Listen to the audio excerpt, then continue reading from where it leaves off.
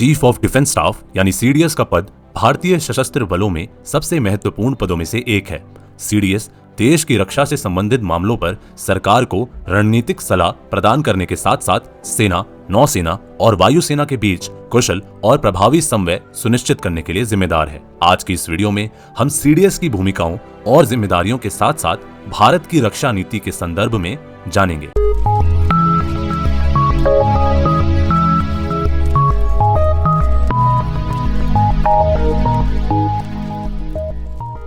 You can now get a free SSB course under the guidance of Major General Bhakuni at SSB Short Academy if you attend any of our written courses for NDA, CDS or FCAT.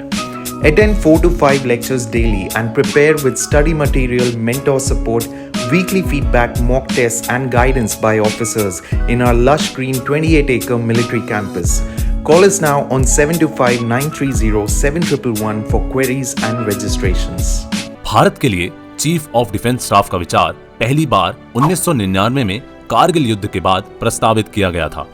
के सुब्रमण्यम की अध्यक्षता वाली कारगिल समीक्षा समिति ने तीनों सेनाओं के बीच अधिक समन्वय और एकीकरण प्रदान करने के लिए सीडीएस के निर्माण की सिफारिश की। हालांकि यह केवल 2019 में ही था कि यह पद आधिकारिक तौर पर बनाया गया था, जिसमें जनरल बिपिन रावत को भारत के पहले सीडीएस के रूप में नियुक्त किया गया था।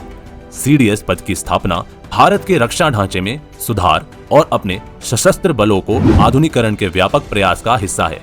भारतीय सशस्त्र बलों को पारंपरिक रूप से सेवा लाइनों के साथ संगठित किया गया है, जिसमें प्रत्येक सेवा स्वतंत्र रूप से काम कर रही है और सीधे रक्षा मंत्रालय को रिपोर्ट करती है। इससे समन्वय और एकीकरण की कमी हो गई है, जो भारत की रक्षा तैयारियों के लिए एक बड़ी बाधा रही है। सीडीएस पद के निर्माण का उद्देश्य रक्षा से संबंधित सभी मामलों पर सरकार के लिए संपर्क का एक बिंदु प्रदान करने तथा इस समस्या को संबोधित करना है।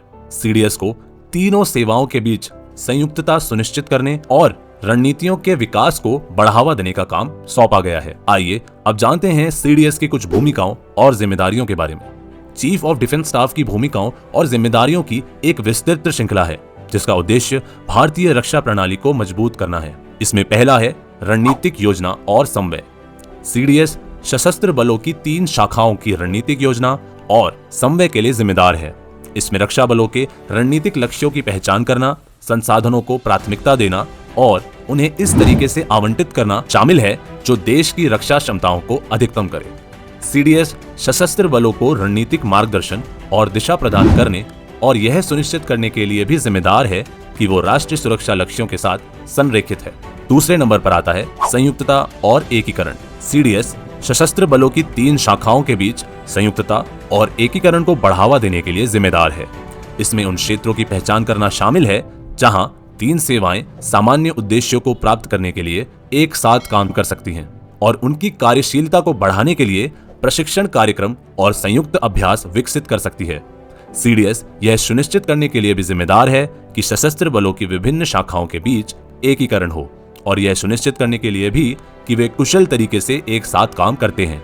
तीसरे नंबर पर आता है रक्षा बजट और संसाधन आवंटन। सीडीएस रक्षा बजट और संसाधन आवंटन प्रक्रिया में महत्वपूर्ण भूमिका निभाता है। सीडीएस रक्षा बलों के लिए योजना तैयार करने के लिए जिम्मेदार है, जो अगले 15-20 वर्षों में सशस्त्र बलों की आवश्यकताओं को रेखांकित करता है। इस योजना का उपयोग रक्षा बजट प्रक्रिया का मार्गदर्शन करने और तीनों सेवाओं के बीच संसाधनों को आवंटन करने के लिए किया जाता है। यह सुनिश्चित करने के लिए भी सीडीएस जिम्मेदार है कि आवंटन संसाधनों का कुशलतापूर्वक और प्रभावी ढंग से उपयोग किया जाता है। चौथे नंबर पर आता है रक्षा खरीद। सीडीएस रक्षा उपकरणों और प्रणालियों की खरीद के देखरेख के लिए भी जिम्मेदार है। इसमें सशस्त्र बलों की आवश्यकताओं की पहचान करना, खरीद योजना तैयार करना और यह सुनिश्चित करना भी शामिल है कि खरीदी गई प्रक्रिया पारदर्शी, कुशल और प्रभावी हो। साथ ही साथ यह सुनिश्चित करने के लिए भी वे जिम्मेदार हैं कि रक्षा खरीद प्रक्रिया राष्ट्रीय सुरक्षा लक्ष्यों के साथ जुड़ी है और यह है कि आग्रहित उपकरण सशस्त्र बलों की परिचालन आवश्यकताओं को पूरा करती है। 5वें नंबर पर आता है परिचालन तत्परता। सीडीएस यह सुनिश्चित करने के लिए जिम्मेदार है कि सशस्त्र बल देश की सुरक्षा के लिए किसी भी खतरे का जवाब देने के लिए हर तरीके से तैयार है।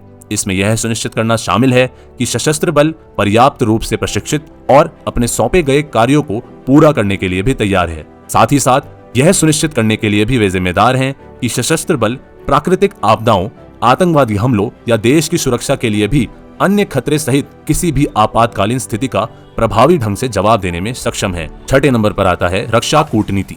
सीडीएस रक्षा कूटनीति में महत्वपूर्ण भूमिका निभाता है, जिसमें भारत के राष्ट्रीय सुरक्षा हितों को बढ़ावा देने के लिए अन्य देशों के साथ संबंध बनाना और बनाए रखना शामिल है। सीडीएस अंतरराष्ट्रीय मंच पर सशस्त्र बलों का प्रतिनिधित्व करने और रक्षा मामलों में सहयोग को बढ़ावा देने के लिए अन्य देशों के साथ जुड़ने के लिए भी जिम्मेदार है। साथ ही साथ भारत के रक्षा उद्योग को बढ़ावा देने और रक्षा उपकरणों और प्रणालियों को विकसित करने और उत्पादन करने के लिए अन्य देशों के साथ साझेदारी बनाने के लिए भी वे जिम्मेदार हैं। उम्मीद करते हैं कि इस वीडियो के माध्यम से आप कुछ नया जरूर सीख पाए होंगे और जान पाए होंगे कि किस प्रकार से एक सीडीएस को अपनी जिम्मेदारियां और भूमिकाएं निभानी पड़ती है। हम आगे भी आपके लिए ऐसे ही और कंटेंट लाते रहेंगे। तब तक के लिए इस वीडियो को लाइक करें, चैनल को सब्सक्राइब करें और अपने दोस्तों के साथ शेयर जरूर करें और साथ ही साथ कमेंट में अपने विचार जरूर लिखिए। जय हिंद।